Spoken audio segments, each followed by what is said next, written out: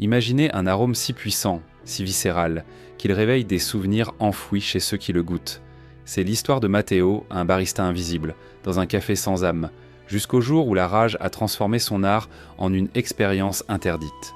Tout a basculé avec un client odieux, le genre de type qui traite le personnel comme du mobilier. Poussé à bout, Matteo décide de commettre l'irréparable, une vengeance biologique. Il s'isole, recueille son propre fluide corporel et l'injecte dans le café destiné à son bourreau. Mais le destin a un sens de l'humour macabre. La tasse atterrit entre les mains d'une cliente mélancolique. Le choc est immédiat.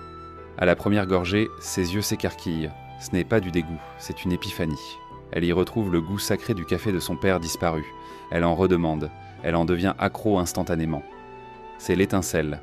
Matteo comprend qu'il tient une drogue légale, un élixir organique que personne ne peut copier. Il quitte tout, ouvre son propre établissement et brise les codes. Il documente son processus secret sur TikTok, jouant avec les ombres et le mystère. Le buzz est explosif. En 30 jours, le verdict tombe. 1 million d'abonnés fascinés par son aura de barista maudit. Une file d'attente qui fait 3 fois le tour du quartier. Le prix du barista le plus créatif de l'année. Le monde entier boit son essence sans le savoir, cherchant dans chaque tasse une connexion humaine qu'il ne trouve nulle part ailleurs. Matteo ne sert plus de simple boisson.